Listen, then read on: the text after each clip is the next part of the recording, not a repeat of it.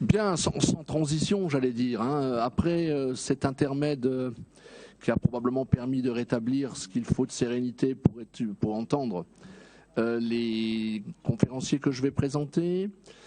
Il s'agit donc de Pierre Dulot, qui est professeur de philosophie au lycée international de Strasbourg, pas loin d'ici, et qui a écrit un formidable petit livre qui s'appelle L'Arche du Temps, dont il fera sans doute un peu référence dans la conférence qu'il nous fera, ou peut-être pas. Mais Pierre Dulot, et puis Pascal Michon, qui lui est également professeur dans classe prépa, dans un lycée parisien. Vous avez une double appartenance, à la fois d'historien et de philosophe. Vous êtes docteur en histoire, vous êtes habilité à diriger des recherches, HDR, et vous êtes agrégé d'histoire. La philosophie, vous l'avez trouvée notamment à travers votre appartenance au Collège international de philosophie. Et vous êtes le créateur et l'animateur d'une revue en ligne qui s'appelle Rutmos et sur laquelle on peut voir tous vos travaux, toutes vos recherches, et probablement que vous nous en parlerez. Sur la forme, ce que je vous propose, c'est que, Monsieur Dulot, vous commenciez la conférence, donc 30 ou 40 minutes, et puis tout de suite, dans la foulée, vous ferez votre conférence, Monsieur Michon, et puis ensuite, eh bien, nous passerons aux échanges, aux débats, aux questions, et donc je serai tout simplement le modérateur de cette conférence. Voilà, merci beaucoup. Merci, Monsieur Dulot, et je vous passe la parole. Je vous en prie. Est-ce que vous m'entendez? D'accord. Eh bien, bonjour à tous. Je vous remercie beaucoup de me donner la parole. Ah. Okay. Ça commence très fort. Est-ce que vous m'entendez? Attendez, Monsieur Dulot. Oui. Juste un petit mot. Je vais vous donner les intitulés des deux conférences. C'est vrai. Alors, que penser et que faire des nouveaux rythmes de nos vies? Donc, c'est Pascal Michon qui fera cette conférence. Et conflit des temps, hygiène du temps, c'est Pierre Dulot. Voilà. Merci. Très bien. Merci. Ça va, vous m'entendez là? D'accord, merci. Écoutez, je vous remercie de me donner la parole aujourd'hui. Alors, je suis invité en qualité de professeur de philosophie, donc je vais vous proposer un certain nombre de remarques philosophiques concernant le problème de la relation entre l'orientation et le temps. Je vais faire des remarques assez générales. J'essaierai de rentrer un peu plus dans le détail à la fin de mon exposé. D'abord, quelques remarques générales sur le temps lui-même, d'un point de vue philosophique. Je dirais que c'est même pas une question philosophique, mais que c'est plutôt une énigme, au sens où une question disparaît dans la réponse qu'on lui donne, qu'un problème disparaît dans sa solution, mais une énigme, on n'en fait jamais le tour. Le temps n'est pas un phénomène qu'on peut objectiver, dont on peut faire le tour, dont on peut se rendre le maître. Et ce caractère énigmatique du temps, je suppose qu'il va traverser toutes vos journées d'études. Donc, que peut-on dire du temps ? Peut-être revenir d'abord à l'étymologie du mot, temps. Tempus, temnein en grec, de la racine indo-européenne tem, qui indique l'idée de division, de partition, de séparation. On entend ça dans un mot très simple qui est le mot tome en français. Donc s'il y a temps, il y a l'idée d'une division, d'une partition de l'expérience. C'est au minimum cela que cela indique. J'aurai l'occasion d'en reparler dans la suite. Alors, ce que je me propose de faire là maintenant devant vous, c'est une première chose qui serait d'essayer de faire un diagnostic philosophique sur notre manière contemporaine d'habiter le temps. Parce que je pense que les débats ne pourront être fructueux par la suite pour vous que si au moins on arrive à se mettre d'accord sur un état des lieux en quelque sorte. Donc ma première série de remarques va concerner la détermination contemporaine du temps, la manière dont nous l'habitons, et ce qui explique cette manière de l'habiter. Et je me permettrai ensuite de faire une deuxième série de remarques sur le rôle et le sens de l'orientation dans un tel contexte. Alors, pour dire les choses généralement, ce qui caractérise, à mon sens, d'un point de vue philosophique, l'expérience contemporaine du temps, ce sont deux choses qui ont été indirectement évoquées par M. Ocar il y a un instant. La première chose, c'est la désacralisation, c'est là-dessus que je vais dire un mot d'abord. Et la deuxième chose, et c'est lié bien sûr, c'est la technicisation. Désacralisation du temps et technicisation de l'expérience du temps. Alors pour le dire très vite, ce qu'on voit se développer sous nos yeux, c'est l'expérience d'un temps qui a été complètement débarrassé de ses qualités symboliques traditionnelles. Le temps a été, comme l'espace d'ailleurs, déqualifié ou disqualifié. Ça s'explique par l'affaiblissement des cycles liturgiques, quelle que soit la confession concernée, l'exode rural, la vie citadine, le triomphe d'un pragmatisme technique généralisé. Tout ça conduit à débarrasser le temps de ses qualités naturelles ou surnaturelles, les qualités que les anciens lui attribuaient. Je veux dire par là une chose très simple, le cycle du jour et de la nuit, donc le nyctémère, est de fait nié par les processus de télécommunication. Le cycle liturgique religieux est devenu une affaire parfaitement privée, donc ce n'est plus un terrain commun, un terrain d'entente a priori pour les hommes. L'idée même d'une fin des temps, même si elle habite la conscience populaire, c'est toujours sous la forme d'une catastrophe inepte, et pas au sens d'un événement qui révélerait le sens, la signification de toute l'histoire, etc. etc. Tout cela a conduit, je le répète, à une disqualification du temps, une déqualification, qui n'est plus saisie aujourd'hui que comme un cadre, en fait.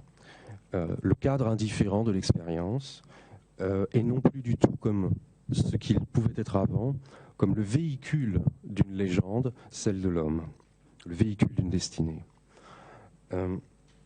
En un mot, je dirais que nos publics ont l'habitude de vivre hors saison, dans ce grand cadre indifférent. La question est alors, qu'est-ce qui reste du temps lorsqu'on a fait cela, lorsqu'on l'a entièrement désacralisé? Ce qui reste, c'est un planning, ou comme on dit, un organiseur, c'est-à-dire une page blanche, mais qui est désormais une page d'ordinateur, où des lignes droites précalculées séparent des occupations, séparent, division, tempus, temnein, séparent des occupations qui vont signifier notre emploi du temps. Donc, au risque de mettre un peu de pathos, mais écoutez, pourquoi pas, je dirais que le temps était une fresque de légende, le véhicule de la destinée humaine. Il est devenu un tableau blanc où chacun peut écrire ce qu'il veut, pourvu que cela remplisse le vide. Donc, contrairement à ce que j'indiquais au début, et c'est peut-être ça qui est intéressant d'ailleurs, le temps n'est presque plus perçu comme une énigme. C'est un cadre prêt à l'emploi. Et ce sont moins ses symboles et ses propriétés objectives qui intéressent l'homme contemporain que son caractère instrumental, techniquement et mathématiquement réductible. J'aimerais citer une très belle phrase d'Héraclite qui dit « Le temps est un enfant qui joue au dé ». Le temps est un enfant qui joue au dé. Alors le dé, c'est le hasard, c'est l'idée que le temps, c'est la source, le foyer de ce qui est toujours inédit, de ce qui est toujours nouveau. Le temps est toujours jeune, c'est pas un vieillard, c'est un enfant. Eh bien, je dirais qu'à l'heure d'un monde googlisé, le temps, c'est pas un enfant qui joue au dé, c'est le paramètre tout à fait indifférent d'une recherche Internet et d'une expérience personnelle profane. Alors, ce constat, la désacralisation donc, a quelque chose à voir avec la technicisation globale de l'expérience humaine, qu'évoquait M. Ocar il y a un instant. C'est l'apparition des moyens modernes de communication et de télécommunication qui explique cette désacralisation en partie. Tous les dispositifs qu'on peut appeler les dispositifs de téléprésence, c'est-à-dire les dispositifs qui abolissent la distinction du proche et du lointain, donc ils viennent brouiller les divisions naturelles du temps, justement. Tous ces dispositifs de téléprésence redéfinissent notre expérience temporelle, et je vais enfoncer une porte ouverte, excusez-moi, mais il faut quand même le dire, nous concentrent sur l'immédiatement présent. C'est ça la caractéristique de ces dispositifs, de l'impact de ces dispositifs sur notre expérience temporelle. C'est qu'ils produisent une hyperconcentration sur le présent, entendu au sens de l'immédiat. Oui, entendu au sens de ce qui est immédiat. Nos collègues professeurs d'histoire en savent quelque chose. Nous en savons tous quelque chose. Chez nos publics, le sens du passé lointain est en voie de disparition. Et ce qui préoccupe la majorité, c'est seulement de trouver les moyens de vivre ici et maintenant, sans autre considération. Je vais le dire trivialement, mais je pense que c'est juste et j'espère que ça fera écho à votre expérience. Nos élèves vivent dans un monde qui est celui que j'appellerais le monde des notifications. C'est ça leur temps. C'est le temps de la notification. Une alerte Facebook, une alerte Twitter, une notification Tinder, etc., etc., etc. C'est la convocation, la sollicitation immédiate, la provocation, la mise en demeure de répondre immédiatement, tout de suite. Donc, ils vivent dans un monde, et nous vivons dans un monde où le temps, c'est toujours maintenant, et où l'espace n'existe pas. Paul Valéry parlait déjà, il y a presque un siècle, pour définir ce processus que je suis en train d'évoquer, d'une conquête de l'ubiquité, c'est-à-dire de l'omniprésence. Et effectivement, c'est bien ça qui semble caractériser ce devenir technique de l'expérience, cette transformation technique de l'expérience. C'est le fantasme d'une présence totale, une ubiquité, mais qui du même coup décèle l'individu de l'expérience historique, le désarime de l'expérience historique. Le paradoxe, c'est qu'on peut bien avoir l'impression d'être partout à la fois grâce à nos prothèses techniques. On peut bien avoir cette impression qu'on est partout en même temps, mais la condition, c'est de perdre la mémoire. La conquête de l'ubiquité, elle est possible, elle a lieu sous nos yeux, mais sa condition, c'est de ne se souvenir de rien. S'il fallait dire en 2 phrases, je vais essayer de synthétiser tout ce qu'on vient de voir en vous donnant 2 phrases choc qui me paraissent bien résumer la situation contemporaine relativement à notre expérience du temps. Je vous proposerai 2 propositions très célèbres qui vous surprendront peut-être. La première proposition, c'est une phrase de Henry Ford, le célèbre industriel, qui dans un article au Chicago Tribune en 1913 disait la chose suivante, très vulgaire: l'histoire c'est de la blague. L'histoire c'est de la blague. History is bunk. Autrement dit, c'est des foutaises. L'histoire, on s'en fiche. Henry Ford, 1913, Chicago Tribune. Et qu'est-ce qu'il voulait dire? Qu'à l'heure de la technicisation de la présence, ce qui intéresse l'homme, c'est son confort, sa destination matérielle immédiate. Un monde de machines, un monde amnésique et très fier de l'être. À cette proposition de Ford fait écho, moins d'1 siècle après, le slogan des punks. No future, pas d'avenir.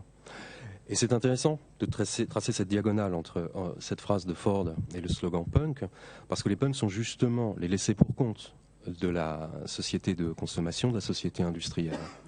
Ce sont les déçus du Fordisme, pour le dire très vite.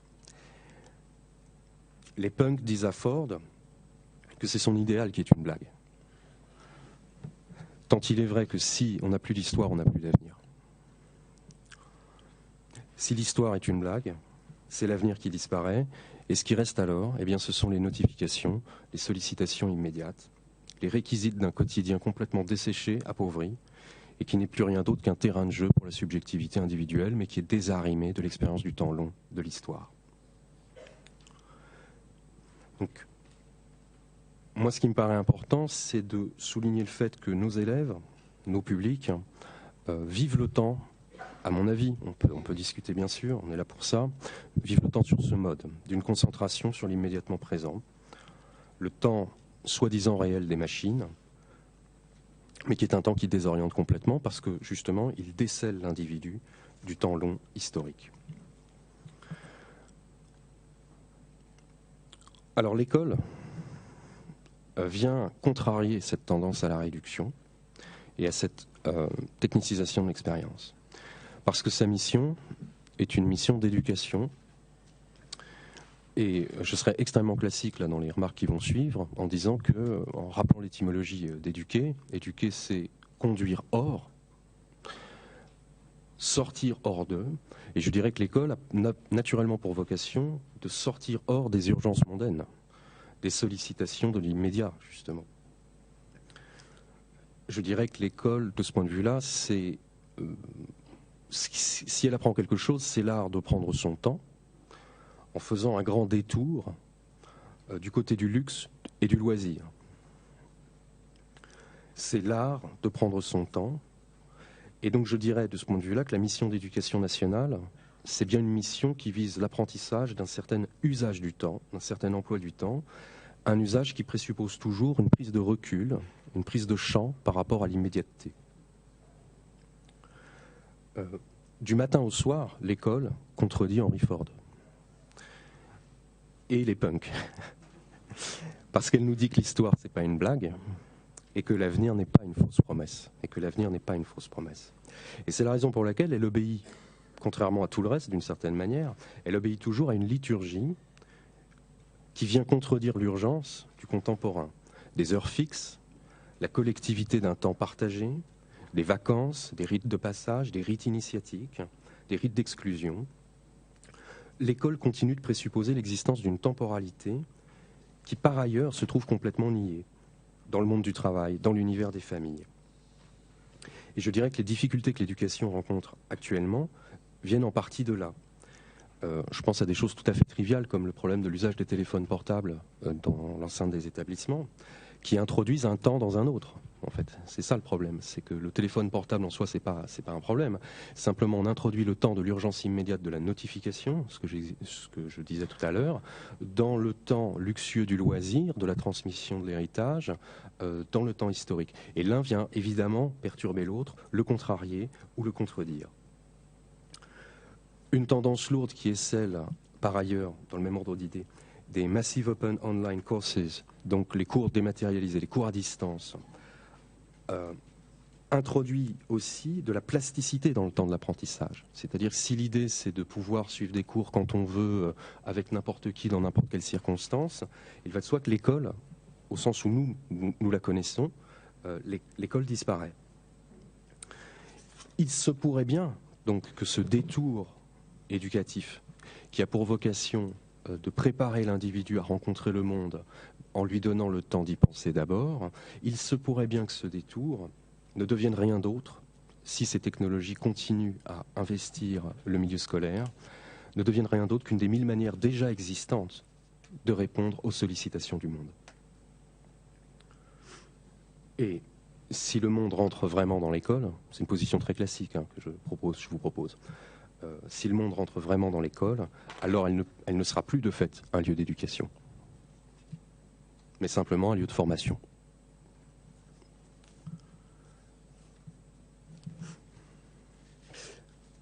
Bon, j'avais prévu d'autres choses. Une deuxième série de remarques maintenant sur le sens de l'orientation, une fois que ce tableau a été rapidement brossé.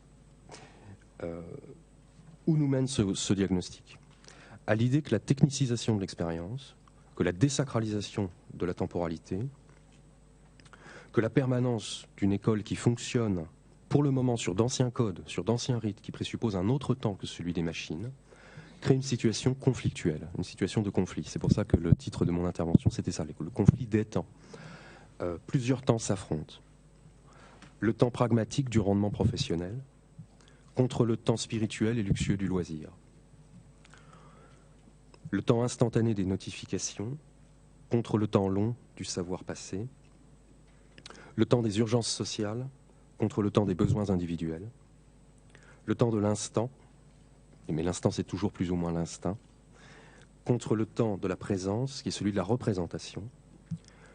Le temps de la curiosité immédiatement satisfaite via nos prothèses techniques, contre le temps de l'ennui, qui est aussi l'ennui de l'élève qui dépérit en classe, mais qui découvre du même coup par l'ennui un certain type de rapport à l'expérience et un certain type de rapport au temps. Donc ce qui est créé, c'est une situation, du fait de ce conflit des temps, ce qui est créé, c'est une situation objective de désorientation. Je ne veux pas jouer sur les mots, mais c'est très clair, une expérience temporelle de la désorientation. Alors je suppose que les conseillers d'orientation doivent aider nos élèves, nos publics, à se déplacer entre ces différents niveaux, ces différentes strates de temporalité, et surtout à les hiérarchiser, pour créer un équilibre qui permette le plein épanouissement de l'élève. Le terme d'orientation, je ne veux pas vous assommer avec l'analyse des mots, mais effectivement, d'orientation, il faut quand même entendre l'Orient au sens symbolique du principe, l'origine, la source, l'essentiel. Ce qui est en jeu, c'est l'essentiel dans l'orientation, c'est clair, c'est la source. Et on peut le dire d'un mot, c'est l'épanouissement de l'individu, c'est bien ça qui est en question. Ce n'est pas son insertion professionnelle au sens technique et instrumental, c'est son bonheur. Et il faut mettre les pieds dans le plat. Alors de ce point de vue, je trouve que l'expression qui a été proposée de contretemps de l'orientation est très juste, parce que ce conseil d'orientation, il me semble qu'il ne peut s'effectuer qu'à contretemps de de toutes les strates de temps que j'ai évoquées précédemment, parce qu'il suppose une certaine expérience très particulière, qui est celle de la délibération rationnelle dans le dialogue avec l'élève. C'est le temps de la raison. Quoi faire? Où aller? Comment s'y rendre? Pour quelles raisons? Il faut prendre le temps d'y penser. Et je suppose que la vocation du conseiller d'orientation, ça doit être de rendre possible ce déplacement dans des choix et l'évaluation rationnelle de la pertinence de ces choix en vue d'un but ultime qui est toujours l'épanouissement. Et pour ce faire, délibérer rationnellement, il faut nécessairement se désengager de l'expérience immédiate. Donc sortir des urgences du monde, des urgences sociales et des urgences professionnelles. Ce travail d'orientation, j'ajoute encore quelque chose, suppose aussi, je l'imagine, de tenir compte d'une temporalité qui est une temporalité naturelle, celle du devenir.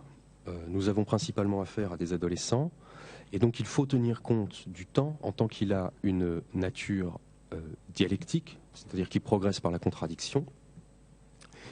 Il y a des âges de la vie.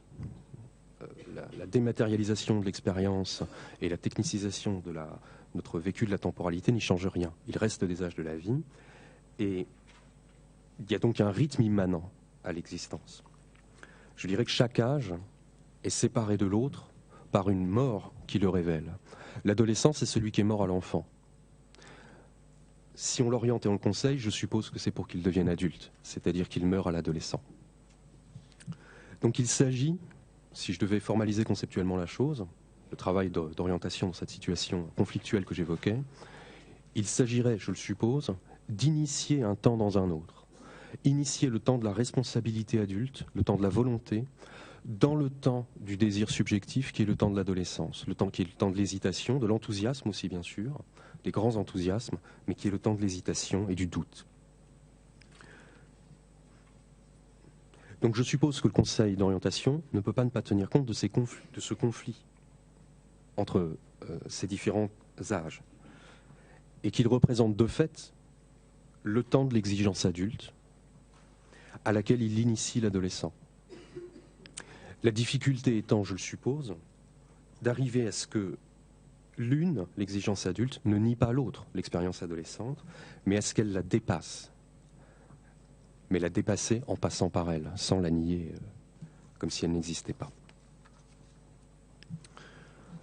J'ajouterai encore une chose, je ne veux pas être trop long et vous assommer, j'ajouterai encore une chose qui est qu'à mon avis, ce qui rend cette tâche d'orientation de plus en plus nécessaire et urgente, c'est la tendance à la planification technique que j'évoquais au début et qu'évoquait aussi M. Ocar,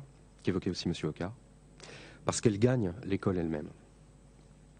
De plus en plus tôt, les élèves sont amenés à effectuer des choix et à prendre des décisions très graves concernant leur avenir, alors que bien souvent, ils attendent d'être guidés dans leurs choix. Alors qu'ils attendent souvent d'être guidés, on leur demande de se déterminer par eux-mêmes, justement en formulant des projets. Louable intention. Le problème, c'est que pour que le projet soit pertinent, il faut que l'individu soit déjà autonome. Autrement dit, quand on demande à un adolescent qui est désorienté de formuler un projet, est-ce qu'on ne le place pas dans une situation qui est d'emblée impossible?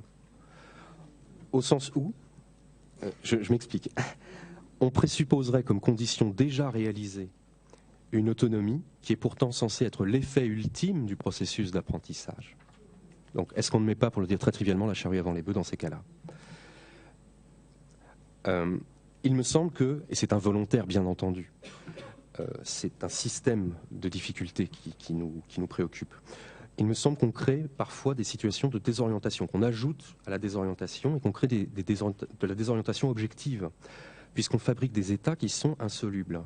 Demander son avis personnel sur l'opportunité de passer ou non en classe supérieure à un adolescent qui passe ses journées et ses nuits sur Facebook, c'est jouer de manière très menteuse sur tous les tableaux. C'est faire croire à l'individu que son choix personnel compte alors que ce sont ses capacités déjà mesurées qui vont décider pour lui. Le gratifier d'un semblant d'indépendance alors qu'il est en situation d'assister. Lui faire croire qu'il est en pleine capacité de décision alors qu'en fait, le seul fait qu'on l'invite à s'orienter démontre qu'il n'en est pas capable.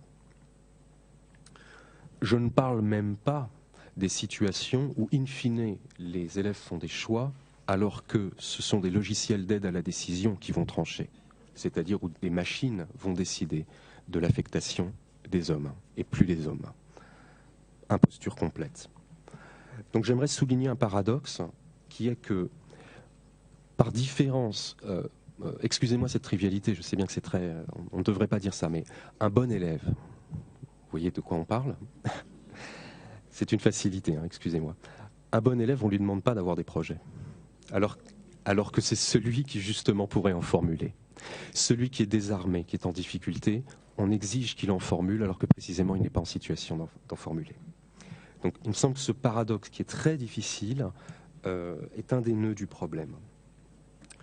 Les enfants des punks, nos élèves sont les enfants des punks, et je me demande si quand on n'a plus d'avenir, c'est pas à ce moment-là qu'on se met à avoir des projets justement.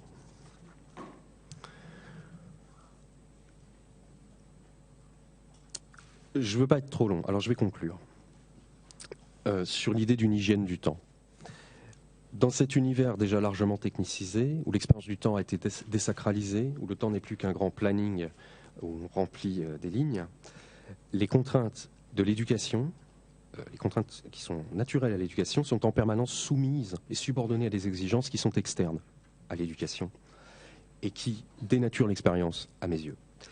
Et c'est la raison pour laquelle je pense que le rôle du conseiller d'orientation pourrait être de favoriser une hygiène dans l'emploi du temps, c'est-à-dire un usage rationnel dans l'emploi du temps. Je veux dire une chose très simple, toujours réindexer l'usage et l'emploi que l'on fait du temps aux exigences singulières des individus et des personnes, qui par définition et plus que jamais, c'est ce que j'ai essayé de montrer rapidement, sont désorientés dans l'univers contemporain. Je synthétise, je dirais que l'école doit conjuguer des temps qui entrent en tension. Je n'ai pas de réponse, j'essaie juste de formuler un diagnostic. Plusieurs temps. Le temps de l'initiation au savoir, c'est le temps long et luxueux du loisir désintéressé, le temps où on prend le risque de s'ennuyer, de perdre son temps aussi, première ligne temporelle. Le temps biologique et physiologique du devenir, c'est ce que j'évoquais quand je parlais des âges de la vie. Donc un rythme, il y a un rythme temporel qu'on ne peut pas nier. Le temps de la technique, qui est là, c'est l'univers des notifications, des sollicitations instantanées, et qui conduit à une hyper-concentration sur le présent, avec tout ce que ça peut avoir de dangereux. Et quatrièmement, le temps historique lui-même, qui oblige à saisir l'ensemble de ces processus dans le cadre beaucoup plus vaste du destin d'une nation et d'un peuple. Je dirais que s'orienter dans ces strates de temps et les hiérarchiser oblige à faire droit à chacune sans nier les autres. Je veux dire par là que si on nie le temps individuel, si le temps individuel prend le pas sur l'école, c'est l'éducation elle-même qui disparaît. Si le temps de l'école, au sens des rites que j'évoquais tout à l'heure, prend le pas sur l'individu, c'est la personne qui est niée. Si le temps de la technique dissout l'histoire, ce sont les institutions qui disparaissent, etc., etc. Donc ces 4 lignes de temps, il faut les maintenir et les composer les unes avec les autres, jusqu'à, j'imagine, essayer de produire un équilibre qui permette aux personnes de s'épanouir. Composer ces lignes temporelles pour qu'elles forment la trame d'une expérience et non pas un nœud coulant qui asphyxie l'homme. Je vous remercie de votre attention, j'arrête là avec ces remarques et je donne la parole à mon collègue, Monsieur Michon. Merci. Merci.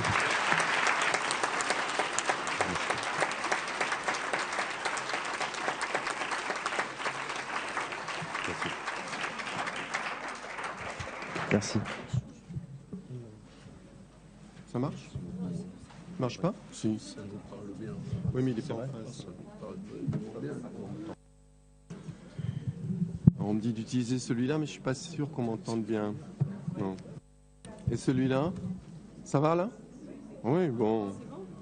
Oui. Mesdames, Messieurs, chers collègues, bonjour.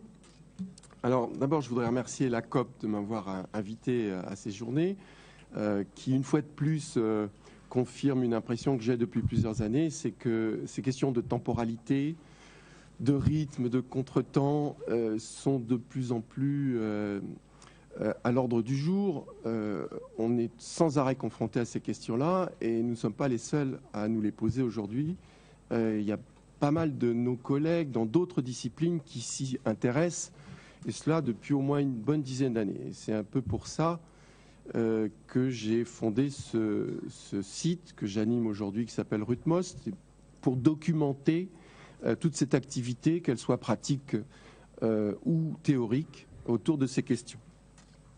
Alors, je voudrais aussi remercier le président de l'association, Dominique Coquard, et aussi le féliciter de son discours, puisque parmi les trois, aujourd'hui, c'est probablement lui le plus philosophe. Il a fait ce que les philosophes appelaient dans l'Antiquité un exercice de parésia, c'est-à-dire le dire vrai, mais pas le dire vrai au sens simplement de chercher des concepts qui seraient adéquats à l'être, mais non, le dire vrai face au pouvoir. Et ça, c'est, je pense, une des noblesses de l'exercice philosophique duquel vous avez participé tout à l'heure.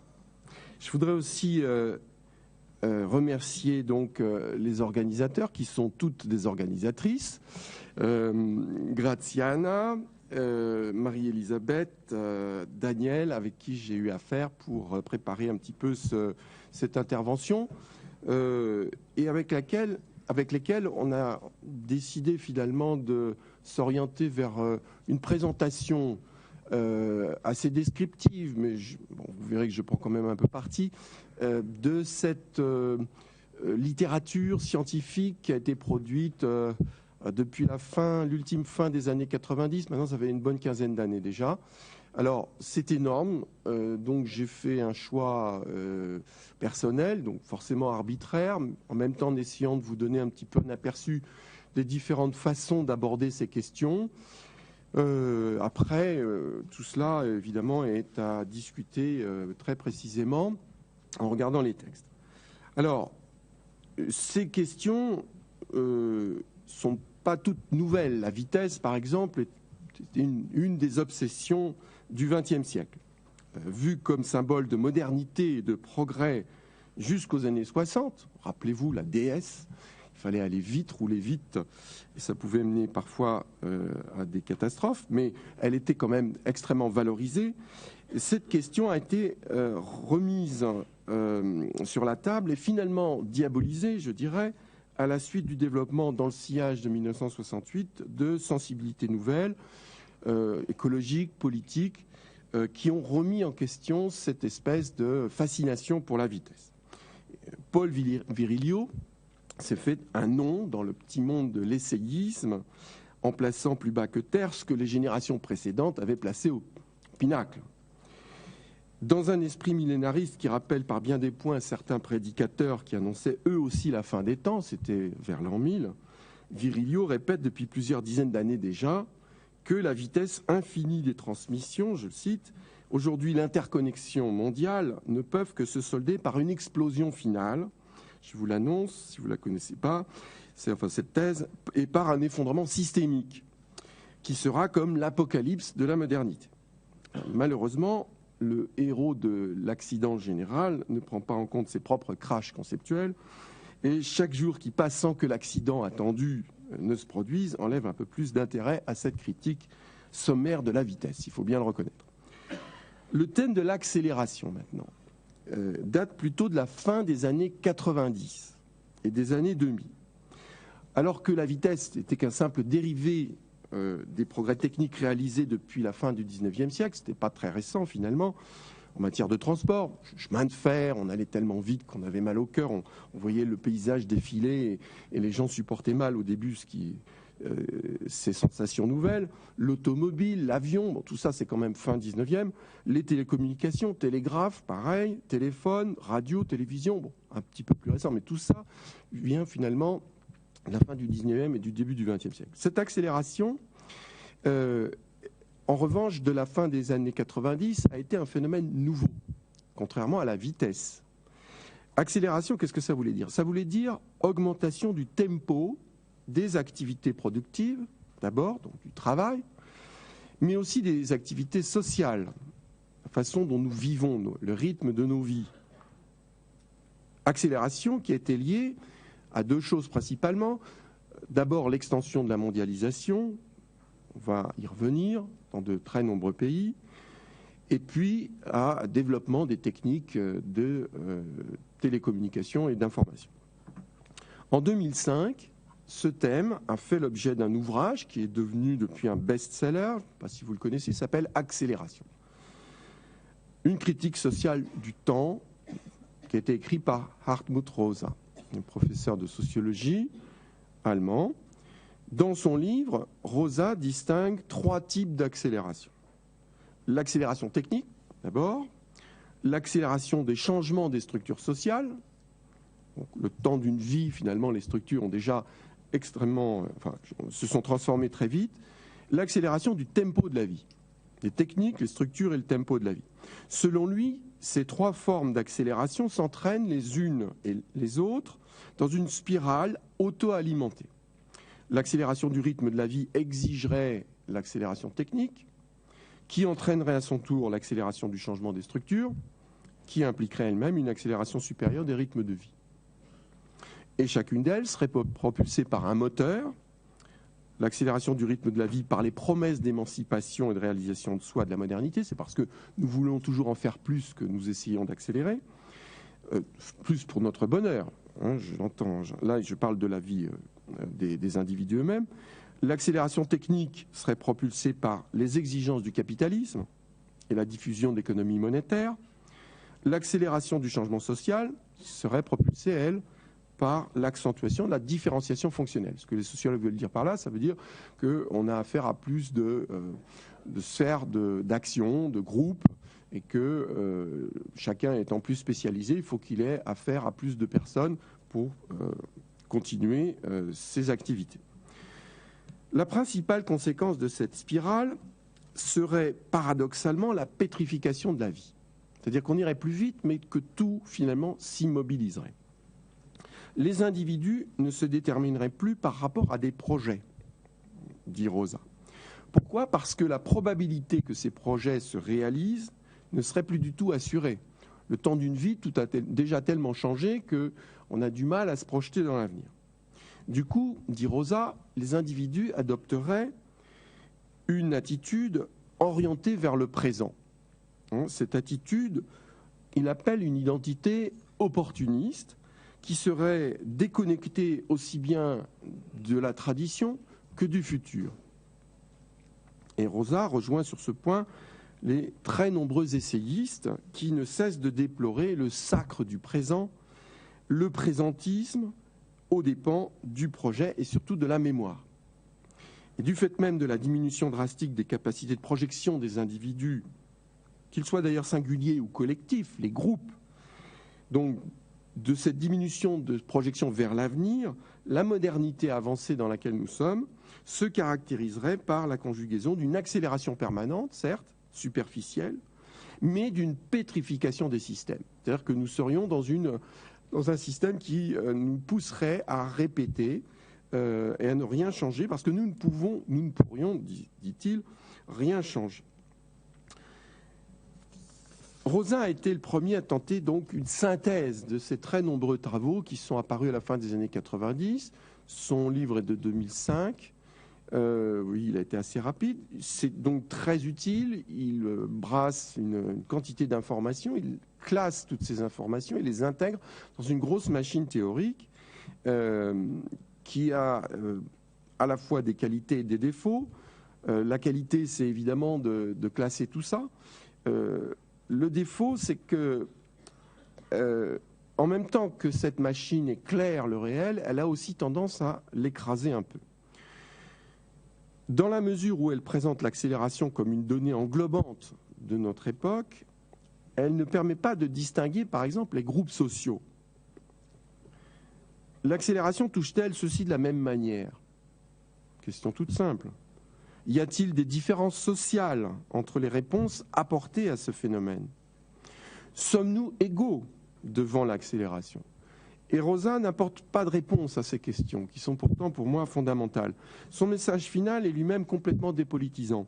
Du fait de l'accélération permanente et de la pétrification des systèmes qui va avec, nous serions déjà dans une post-histoire. Il n'y aurait plus rien à faire puisque le système mondial, qui serait le système capitaliste, néo-capitaliste qui s'est mis en place, se serait autonomisé et échapperait désormais à tout contrôle, aussi bien d'ailleurs des individus que des politiques, comme on l'a remarqué. Rosa, de ce point de vue, et bien que son information factuelle soit de bien meilleure qualité, rejoint le pessimisme et le millénarisme de Virilio dont je vous parlais en introduction. Si l'on veut comprendre de manière un peu plus précise, me semble-t-il, la question des temporalités, on aura donc intérêt à se tourner vers d'autres travaux. Je pense en premier lieu au livre écrit dès la fin des années 1990 par Richard Sennett, sous le titre français « Le travail sans qualité, les conséquences humaines de la flexibilité ». C'est paru en français en 2000, je crois, et ça avait été écrit en 1998. Sensible au mouvement qui est déjà bien établi aux États-Unis et en Angleterre, où il est américain, mais il enseigne à LSI à Londres, Sennett souligne les conséquences psychiques et sociales négatives de la transformation du capitalisme qui est en cours dans les années 90. La restructuration des entreprises, leur simplification hiérarchique, la généralisation du travail en équipe et la compétition entre les salariés qu'on introduit, l'introduction de nouveaux horaires flexibles, la diffusion de l'injonction de mobilité, l'externalisation, la formation de réseaux d'unités de production et de services, les délocalisations. Toutes ces transformations, qui sont des transformations, donc des modes d'organisation de la production, ont à la fois permis et entraîné une généralisation des pratiques du juste à temps, des pratiques du flux tendu, et donc de l'introduction d'une certaine urgence dans la sphère du travail. Comme les précédentes, la dernière révolution du capitalisme a été une révolution du temps. Or, ces pratiques ont des conséquences humaines dévastatrices, de nouvelles formes de fatigue psychique, l'investissement de tous les instants, le surménage qui peut amener, on l'a vu plusieurs fois dans la presse avec des cas extrêmes, au burn-out et des gens qui aboutissent au suicide, de nouveaux types d'ennuis, la dégradation du travail de conception qui était un peu sauvegardé dans le Fordisme et qui maintenant est passé en mode taylorisé. Finalement, on entend les plaintes des cadres qui disent qu'ils n'ont plus le temps de réfléchir, qu'ils sont tout le temps dans l'urgence, que finalement leur travail est devenu routinier, comme l'était auparavant le travail d'exécution. De nouvelles formes de contrôle qui sont permises par ces nouvelles techniques d'information et de communication. Il faut rendre des comptes en ligne, en permanence.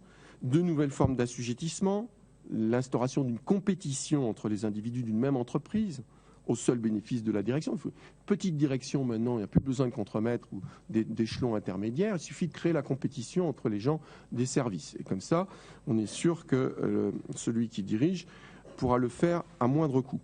Donc tout cela débouche, selon Sennett, sur un amoindrissement de l'individuation singulière, mais aussi collective. D'où la difficulté, par exemple, de s'organiser, d'avoir des actions syndicales de ce genre. Et il avait résumé ça en anglais, ça a été traduit un peu différent, il appelait ça « the corrosion of character », la corrosion du caractère. Pour dire autrement, dans ce nouveau capitalisme flexible, l'accélération s'accompagne d'une dégradation des possibilités d'action et de réalisation de soi, aussi bien d'ailleurs individuelle que collective. Rosa pointe lui aussi, on l'a vu, la responsabilité du capitalisme dans cette affaire. Mais dans ses explications, il partage cette responsabilité avec ce qu'il appelle les promesses de la modernité, c'est-à-dire cette soif que nous avons de nous réaliser, et la dynamique de différenciation fonctionnelle. Alors c'est un petit peu technique, mais c'est important, parce que ça voudrait dire finalement que la recherche subjective de réalisation de soi par les individus et cette division objective des fonctions sociales auraient la même responsabilité globalement que l'évolution du capitalisme lui-même. Autrement dit, il est en train de mettre toutes ces causes sur le même plan, comme si elles étaient équivalentes. Cette manière de procéder a été critiquée récemment, et à mon avis à juste titre, par Christophe Bouton, dans son livre « Le temps de l'urgence », qui est paru l'année dernière. Contre Rosa, Bouton demande qu'on hiérarchise les explications. Non pas en disant qu'il n'y a que le capitalisme qui serait responsable, mais au moins qu'on les hiérarchise. En fonction en particulier des valeurs qu'on veut défendre. Ce n'est pas possible, surtout quand on se réclame de l'école de Francfort, de s'en tenir à une vision axiologiquement neutre. C'est un fantasme d'université ou d'universitaire coupé du contexte social dans lequel il est. Nous ne sommes jamais neutres, de toute façon, quoi qu'on fasse.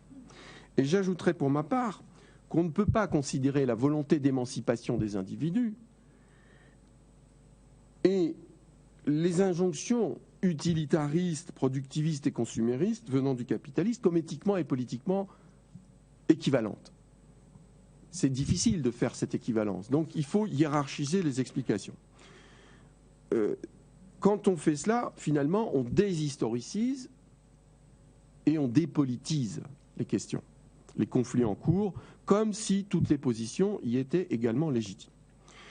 Sénète, qui participe en rien de ce positivisme qui est en train de se répandre jusque dans les institutions de recherche et d'enseignement supérieur, autrefois les plus critiques, me semble poser le problème de la façon qui convient. Il rappelle que les transformations du capitalisme qui viennent d'avoir lieu ces 30 dernières années ont été destinées à il y avait deux objectifs. Donc, premièrement, à surmonter les résistances des salariés au système disciplinaire fordiste, qui était apparu très clairement dans les années 60-70. Donc il a fallu trouver d'autres moyens de relancer cette machine de production. Et aussi à contourner les aménagements qui avaient été imposés à ce système par l'État-providence dans la seconde moitié du siècle. Donc en fait, les deux objectifs, c'était ceux-là. Et Sénète le dit très clairement. Ajoutons à cela, et Sénète pouvait s'en rendre compte, mais il n'a pas tellement insisté sur cette question, on l'a mieux perçu dans les années 2000, que le passage des économies nationales à des économies mondialisées, donc fin 90, dans les années 2000, a entraîné le basculement du pouvoir dans le monde capitaliste lui-même, de la sphère productive à la sphère financière. Or, qui est-ce qui donne le tempo maintenant? Ce sont les financiers, précisément. Parce qu'auparavant, ils demandaient 3 à 4% de retour sur investissement. À partir de ces années-là, ils ont demandé 15%. Donc, une fois qu'il y a cette exigence qui part de la sphère financière, la sphère productive suit et la sphère du travail est obligée, elle aussi, de se soumettre à ces injonctions. Cela dit, une fois qu'on a fait ce premier constat, on est encore loin de comprendre comment les choses se passent concrètement, c'est-à-dire au niveau des individus et au niveau des groupes. C'est pourquoi je voudrais tenter de vous le montrer en prenant l'exemple d'un troisième type d'approche des mutations de la temporalité qui est apparu au cours des années 2000. Selon cette troisième orientation, le néocapitalisme mondialisé et ses vecteurs techniques auraient provoqué rien de moins que l'émergence d'une nouvelle forme d'individualisme. Les années 80, vous vous le rappelez peut-être, avaient vu se constituer la figure sociologique de l'individu postmoderne. Selon les deux principaux exposants de cette thématique, Gilles Lipovetsky et Michel Maffezoli, qui voyaient d'ailleurs un progrès par rapport à l'individualisme rationaliste et disciplinaire des Trente Glorieuses. Le nouvel individu des années 80 s'investissait moins dans la sphère publique, disait-il. Il rejetait les grandes institutions collectives et se concentrait sur les rapports humains de proximité. Il avait tendance à suivre les modes et se regroupait en tribus. Très éloigné de la rationalité, il était mu simultanément par un narcissisme et un imaginaire exacerbé. Voilà le portrait qu'on faisait de ce nouvel individualisme dans les années 80.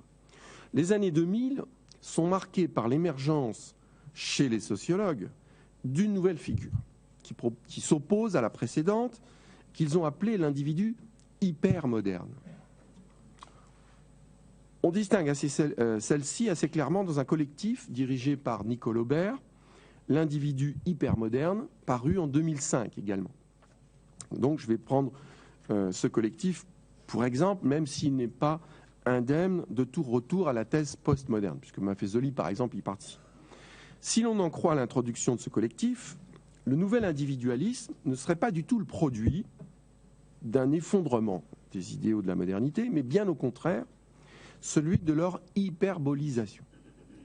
Plutôt qu'à une sortie du monde disciplinaire du XXe siècle et à l'établissement d'un nouveau modèle démocratique, nous assisterions à la mise en place d'une modernité productiviste et marchande, totalement achevée et globalisée. Le nouvel individu se manifesterait donc moins par un comportement indexé sur le soi et l'imaginaire que par une généralisation des liens faibles, je vais expliquer ce que ça veut dire, et une rationalisation extrême du temps vécu. On revient à la question des temporalités. La particularité de ce nouveau courant critique est de mettre l'accent sur l'impact des nouvelles technologies d'information et de communication. Ça a beaucoup fait couler d'encre et des études très sérieuses ont été menées justement pour savoir comment les jeunes utilisaient ces nouvelles techniques, quels étaient leurs impacts sur la communication, etc. Il y a toute une littérature là-dessus. Ces techniques autorisent, premièrement, des communications individualisées, rapides et non formalisées. Et elles sont donc particulièrement adaptées à ces formes de sociabilité souples, imposées à la fois par les nouveaux modes d'organisation du travail en équipe, dans les entreprises, et par la multiplication des cercles de vie auxquels on participe. Deuxièmement, elles offrent la possibilité de manipuler facilement des informations appartenant à différents registres de vie et permettent la gestion personnelle de réseaux complexes. On peut être en communication avec 2 ou 3 personnes à la fois, tout en mangeant avec quelqu'un d'autre et en lui adressant de temps en temps la parole. Enfin, elles rendent possible de rationaliser l'ensemble des moments de la vie. Comme le note donc un des spécialistes de ces questions, Francis Jauregui-Berry, sociologue, le temps interstitiel entre 2 tâches peut désormais être pleinement utilisé. Je profite d'une pause entre 2 tâches professionnelles pour envoyer un texto ou un mail. De même, les temps un peu lâches peuvent être densifiés. J'envoie ou je lis des messages ou je reçois des communications pendant une réunion, une conférence un peu ennuyeuse. Ainsi, alors que les individus se reposaient autrefois sur des traditions, des habitudes, des normes et des formes d'action routinières, à la fois faciles à suivre et attendues par les autres, alors qu'ils intervenaient dans des cercles sociaux relativement peu nombreux et stables, et qu'ils séparaient très nettement le temps du travail du temps privé, la diffusion des nouveaux moyens d'information et de communication leur permettrait d'inventer et de gérer des programmes d'activité de plus en plus complexes, de plus en plus ouverts et flexibles, et finalement d'être de plus en plus productifs dans toutes les dimensions de leur vie, c'est-à-dire pas seulement professionnellement, mais aussi sur le plan privé. Alors, 2 diagnostics possibles. Les plus optimistes vous disent que ces possibilités sont une chance. Ces mutations annonceraient l'émergence d'un monde presque parfaitement fluide, transparent, fondé sur une mobilité optimale des biens, de l'information et des personnes. Un monde qui permettrait, bien mieux que le monde ancien, la liberté et la réalisation de soi auxquelles les individus aspirent aujourd'hui. 2e diagnostic exactement inverse, qui est quand même celui du plus grand nombre de ces sociologues, les effets pervers de ces nouvelles possibilités techniques l'emporteraient. Plus qu'une liberté et une réalisation de soi, elles apporteraient un nouvel esclavage et un écrasement du soi. Le nouveau régime temporel dont elles seraient responsables se caractériserait à la fois par un appauvrissement des relations et par une rationalisation extrême du temps individuel. Il y aurait la désinvolture et la superficialité dans les rapports aux autres, auxquels on pourrait papillonner, tout autant que l'optimisation et l'intensification. Tout cela serait devenu l'alpha et l'oméga des rythmes de nos vies. Donc, on n'aurait plus des comportements façonnés sur un mode disciplinaire imposé par des institutions, mais ces comportements seraient quand même organisés, on parlait d'organizer tout à l'heure, par des injonctions, justement, à rendre de plus en plus productive la vie. Ce troisième type d'analyse pointe à l'évidence des aspects dont nous faisons tous l'expérience. Ce qu'on peut lui reprocher, et quelles que soient les conclusions pratiques qu'on en tire, c'est d'une part d'offrir, comme sa concurrente postmoderne, une vision beaucoup trop globalisée de nos sociétés. De l'autre, d'ignorer toutes les actions qui montrent que cette image n'est pas totalement justifiée.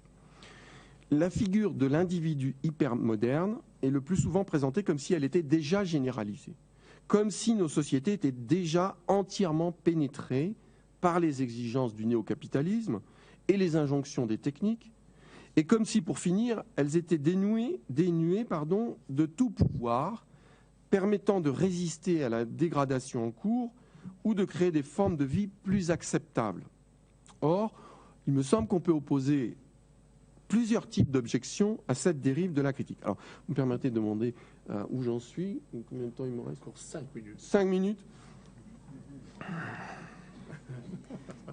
Injonction technique terrible. Donc, comme j'en étais à la moitié de mon exposé, ça va être très difficile.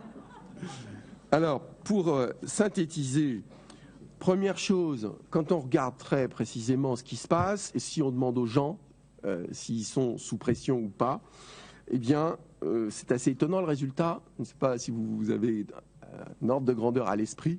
Il y a la moitié des gens qui vous répondent qu'ils manquent de temps, 51%, et 49% qui vous répondent ce n'est pas un problème important ou pas du tout un problème. Donc, première remarque, quand même, tout le monde n'est pas touché. Deuxième remarque, si on précise un peu l'analyse, on s'aperçoit que ça dépend de 4 critères. D'abord, la forme des ménages. Célibataire, couple, famille monoparentale. Deuxièmement, les catégories professionnelles des membres du ménage. Troisièmement, la position dans le cycle de vie des individus. Et quatrièmement, la localisation géographique. Prenons 1 et 2. Les suroccupés sont avant tout ceux qui ont un emploi.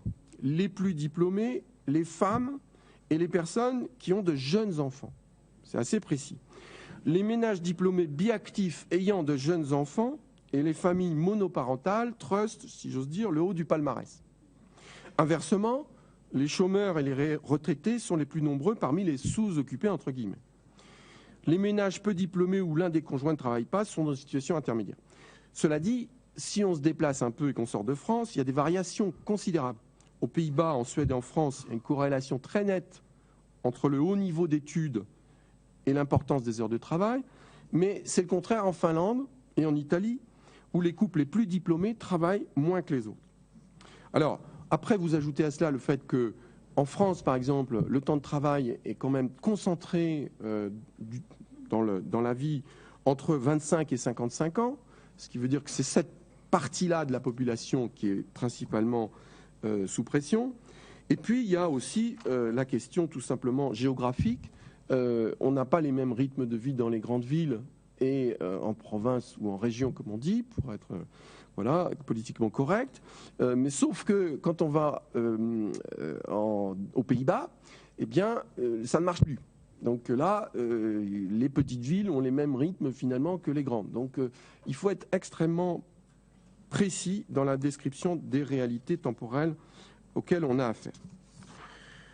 Donc, je terminerai en disant qu'une fois qu'on a pris conscience de cette diversité, il faut aussi repérer tous les endroits où il y a des gens qui se battent et qui inventent, qui résistent d'abord, mais aussi qui inventent des nouvelles formes de vie. Alors ça peut être déjà dans les couples, dans les familles. On nous dit que les adolescents passent leur temps sur Internet, mais bon, j'en connais pas mal. En réalité, les familles, et ça dépend du niveau socio-économique, culturel, les familles essayent de canaliser, contrôler, c'est un bien grand mot, mais au moins d'organiser cela pour éviter les débordements. Les parents ne laissent pas faire, c'est pas vrai. C'est plutôt les gens qui sont justement laissés à eux-mêmes qui sont victimes de ce genre de choses. Et là, c'est socialement déterminé. Il y a aussi des gens qui se sont engagés dans des actions, je vais dire collectives. Alors c'est tout le slow movement.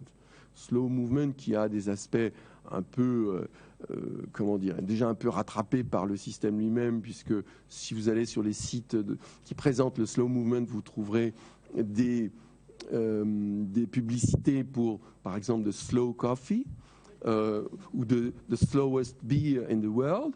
Bon, mais à part ça, il y a des choses à reprendre dans le cheetah slow chez les Italiens, dans le slow parenting, c'est aussi des choses, ou dans le slow science, ce mouvement qui dit qu'il faudrait qu'on ne mette pas sous pression les universitaires et les chercheurs, parce que le publish or perish est très dommageable à la recherche. Donc, pour conclure, je me suis interrogé donc, sur la nature des nouveaux rythmes de vie. Je voudrais donc dire quelques mots sur ce qu'on peut espérer. Il me semble qu'il n'y a pas de raison d'être aussi pessimiste, qu'il y a des problèmes, certes, mais qui sont socialement déterminés, et donc que nous pouvons agir là où nous sommes, à chaque fois, dans nos institutions, en nous adressant au pouvoir et en interpellant le pouvoir, les politiques en particulier, pour leur dire ce que nous vivons dans nos professions, quand nous avons des difficultés, leur faire entendre, s'ils peuvent, qu'en effet, il faudrait prendre en compte ces difficultés. Mais, je n'ai pas eu le temps de le dire, il y a aussi des politiques publiques temporelles qui portent sur le droit du travail, ou qui portent aussi sur l'éducation des enfants, sur toute cette politique familiale et éducative qui pourrait être prise par donc, le pouvoir politique. Donc il y a beaucoup à faire et il me semble qu'en dépit de l'accélération, en dépit des difficultés que nous rencontrons, il y a des solutions. Voilà, je vous remercie.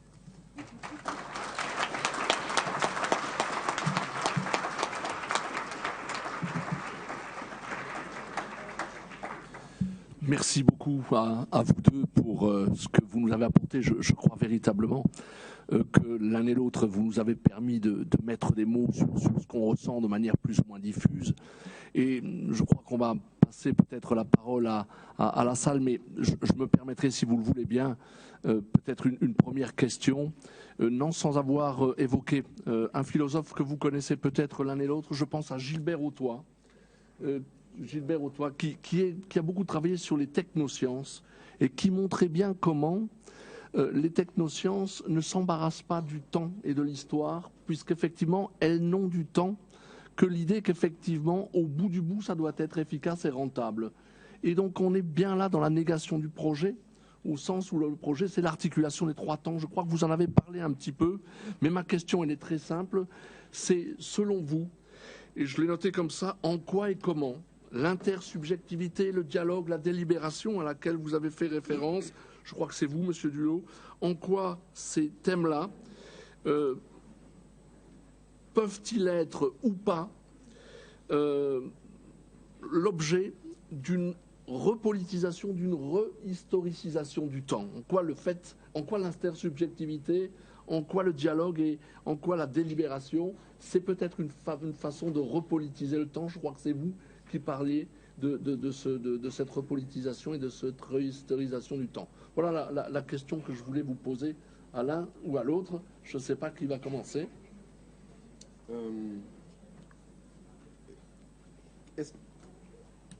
La question donc de la discussion, comment la prendre et comment l'articuler à ces questions temporelles. Je me demandais ce que vous vouliez dire par cette justement interaction et cette discussion. Vous voulez parler de ce que nous vivons maintenant, là, dans cette assemblée, ou plus généralement, socialement, faire circuler le discours? Oui, je pense qu'il y aurait... Alors là, ça nous mènerait quand même vers une critique de ce que vous appeliez tout à l'heure la langue de bois.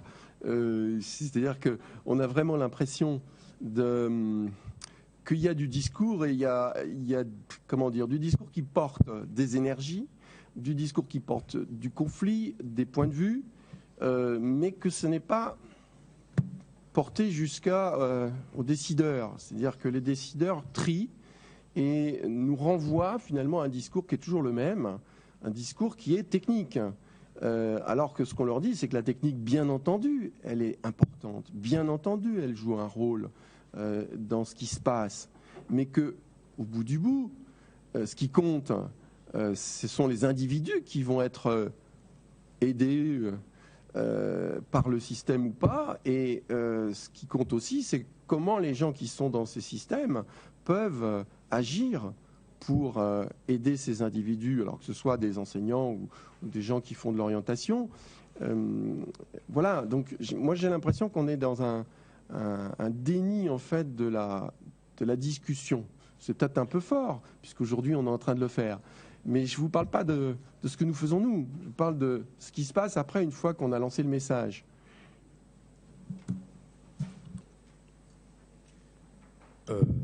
Oui, si je peux dire un mot rapide pour essayer de vous répondre. Il me semble que ce qui est certain, c'est que la nature de notre expérience du temps, elle est conditionnée par la relation qu'on a avec la langue. Donc l'expérience du dialogue, si vous voulez, conditionne le rapport au temps. Donc c'est certain qu'une langue de bois, je crois que l'expression vient du russe d'ailleurs, je ne sais plus. La langue technocratique, en tout cas, cette langue désincarnée, insupportable, qui, comme dirait Cocteau, une langue qui ne signifie rien, qui ne signifie pas, qui arrête de signifier, cette langue technocratique, comment dirais-je, est elle-même la traduction de la planification technique. Et si on ne ménage pas avec un soin tout particulier la relation que nous entretenons au langage, il est certain que notre expérience du temps va continuer à s'appauvrir et se dessécher. C'est-à-dire, je serais beaucoup moins optimiste, même s'il n'y a d'optimisme que de volonté, vous avez très bien fait de le rappeler tout à l'heure, que mon collègue. Hein. C'est-à-dire, je suis tout à fait d'accord pour dire qu'il y a une infinie variété de situations et que la généralisation est peut-être trop souvent abusive ou hâtive, mais je serais quand même très pessimiste sur le fond. Sur vous voyez ces histoires d'habiter les temps interstitiels, etc. Donc, écoutez, ou alors, je ne sais plus quelle statistique vous donniez, de 49% de gens qui disent mais il n'y a pas de problème. Moi, mon avis, c'est qu'il y a un problème s'ils disent qu'il n'y a pas de problème. Hein, vous voyez, c'est justement ça le problème, c'est qu'il y a beaucoup de gens qui ne voient même plus à quel point l'expérience temporelle est techniquement redéfinie et desséchante. Bon, c'est une image, hein, mais voilà ce que je peux vous dire rapidement. Je ne sais pas. Très bien. Oui. Alors, j'ai envie de poser une question concernant l'adolescence. L'auditoire est composé de psychologues et nous travaillons avec des adolescents en grande majorité et nous savons bien qu'au moment de l'adolescence, le temps est perturbé. Le temps n'est pas vécu comme le temps de l'enfance et comme le temps de la période adulte. Et la question, c'est est-ce que finalement, pour des raisons commerciales, pour des raisons de marché, notre société ou la société libérale dans laquelle on est ne produit pas de plus en plus d'objets techniques connectés en direction de cette frange de la population, à savoir que le phénomène qu'on constate, qui est que l'adolescence s'allonge, irait dans le sens de cette hypothèse. Mais je précise bien, en tout cas, c'est une question que je vous pose, mais je pense que c'est beaucoup pour des raisons de marché commercial.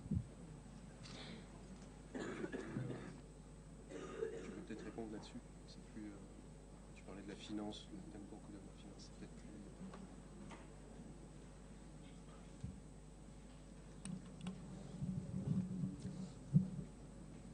plus... La question donc porte sur l'adolescence. Je pense que c'est vrai, ce que vous dites que certaines industries, en tout cas, ciblent clairement des tranches d'âge. On le sait tous. Et en effet, ça marche. Hein, globalement, ça marche. Mais est-ce que c'est général et est-ce qu'il n'y a pas aussi des résistances Je parlais des parents tout à l'heure, mais pas seulement, de la part des adolescents eux-mêmes. Moi, j'ai l'impression quand même qu'ils sont pas non plus complètement dénués de bon sens et que de temps en temps, ils se rendent bien compte que c'est pas satisfaisant. Donc, je les vois au café en train de s'offrir des pots et puis en train de discuter. Et ils sont bien sûr avec leur téléphone portable, mais la relation en face à face, par exemple, dont on dit qu'elle disparaîtrait, etc., je ne suis pas persuadé que ça soit vrai 100% du temps. Donc, il y a un moment d'adaptation à ces techniques. C'était un peu le cas de la télévision autrefois. Vous savez, quand c'est arrivé, tout le monde s'est jeté sur la télévision. Il y a des pays maintenant, si vous allez aux États-Unis, la télé est tout le temps allumée, mais finalement, les gens ne la regardent pas. Voilà. Donc, je pense que c'est un peu pareil pour ces techniques, même si ça a des effets actuellement. Est-ce que je réponds à votre question ? Je ne sais pas. Oui, allez-y.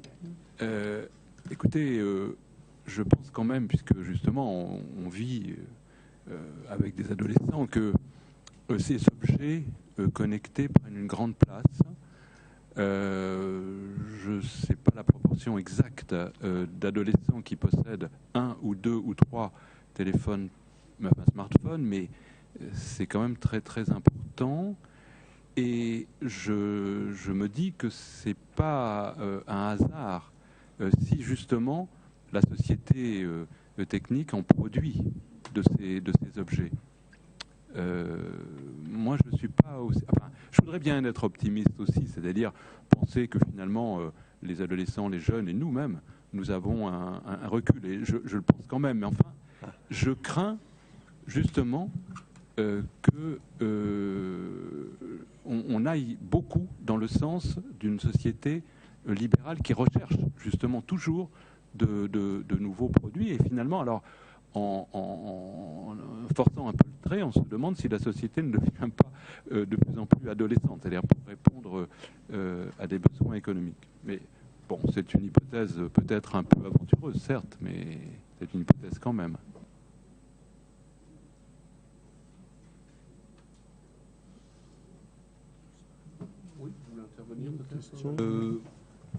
Oui, je peux juste vous répondre d'un mot pour dire que je partage entièrement votre diagnostic, votre constat. Il y a évidemment une logique marchande derrière tout ça, c'est certain.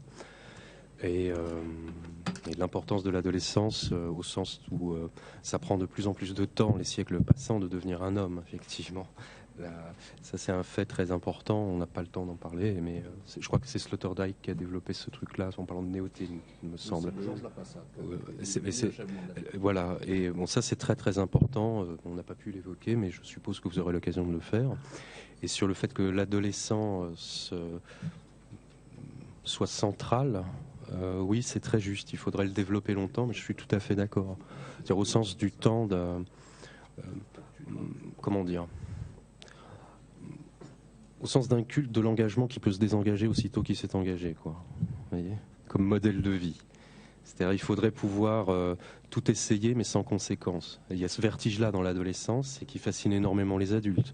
C'est-à-dire, il faudrait pouvoir tomber, mais sans se faire mal. C'est là où les technologies interviennent, d'ailleurs. Pouvoir tomber, mais sans se faire mal, s'engager, mais sans que ça engage, promettre, mais sans avoir rien à tenir, etc., etc. Il me semble, mais c'est une critique beaucoup plus globale à ce moment-là qu'il faudrait formuler, qui excède largement le thème du temps et de l'orientation. Mais moi, j'irais tout à fait dans cette perspective-là, quoi, d'un culte. Bon, je le dis vite et mal, mais un culte de l'adolescent en soi, oui, avec tout ce que ça implique d'hésitation et d'indécision.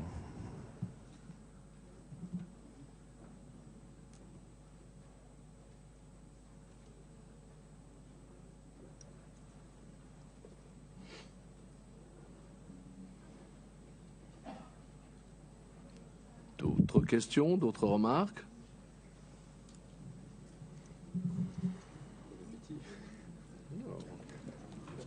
Peut-être une question, plutôt un paradoxe que j'ai, je pense, entendu dans vos interventions, c'est-à-dire, je suis repartie de la phrase que vous avez citée, Pierre Dulot, l'enfant le temps est un enfant qui joue au dé, c'est Héraclite, vous avez dit? Oui, c'est Héraclite, c'est une sentence d'Héraclite. Oui, Oui. tout à fait.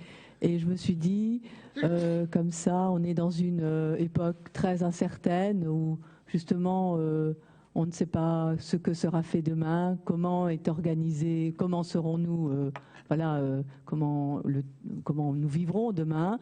Et puis, d'une certaine manière, on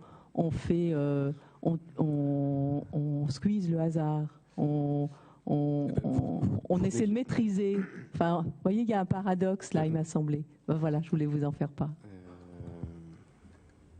Oui, c'est-à-dire que la tendance à la planification technique, elle veut chasser l'indétermination et le hasard, c'est ça que vous voulez dire. Mais heureusement, il reste de l'incertitude ah ben heureusement, oui, heureusement le temps. Mais c'est vrai que la phrase est très belle parce qu'elle dit qu'il y a quelque chose de toujours jeune. Et le hasard, c'est le dé, hein, en arabe, c'est le coup de dé. Donc dire que le temps est un enfant qui joue au dé, c'est effectivement indiquer qu'il est le foyer de l'inédit.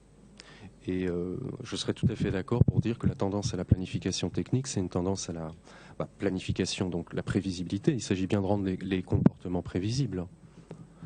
Donc d'organiser a priori l'emploi du temps. C'est-à-dire que le paradoxe du planning ou de l'organiseur, c'est qu'effectivement, il vous laisse le champ libre, mais seulement il définit le champ pour vous. Oui. Donc c'est une page blanche, mais c'est des lignes droites précalculées, comme j'essayais de le dire. Donc oui, il y a un paradoxe là, certainement. Mais heureusement, bien sûr, il reste de l'incertitude. De toute façon, s'il y en avait plus, c'est que tout aurait déjà disparu, hein, je pense. Ce qui voudrait quand même montrer que Pascal Michon a raison d'être optimiste. Hein, tous les espaces ne sont pas occupés. Ah, je dirais qu'il a raison de le vouloir. C'est la volonté de l'optimisme. Moi, c'est Jean Rest, la très belle formule que vous avez employée tout à l'heure. C'est pas moi, c'est Gramsci. Ah, c'est bien avant, c'est le XVIIe siècle. Hein. Je crois qu'on la trouve, il n'y a d'optimisme que de la volonté. Je pense même qu'on trouve ça chez Pascal, mais bon, à vérifier. Ah ben, c'est la volonté qui sauve la raison pessimiste d'elle-même. Catherine. C'est juste un peu une remarque comme ça, parce qu'on a d'emblée posé l'idée de la connectivité immédiate avec celle du temps, avec celle des ados, mais je pense que les ados, ils sont aussi ce que nous, on a fait d'eux, quoi, d'une certaine façon. Et avec la connectivité, moi je vois aussi beaucoup le besoin de cette simultanéité, d'une présence immédiate, et que je rapprocherais d'un psychologue que j'aime beaucoup, qui est Winnicott, avec l'expérience de la mère, de la frustration, de la mère suffisamment bonne, qui introduit la notion de séparation. Alors, qui est la notion de séparation dans le temps, et bien évidemment, mais aussi dans l'absence de la non-visibilité, quoi. Et voilà, donc c'était un peu une réflexion autour de ça, et je pense que c'est hyperconnectivité aussi due au fait qu'on ne les frustre pas aussi de façon suffisamment bonne aussi. Voilà.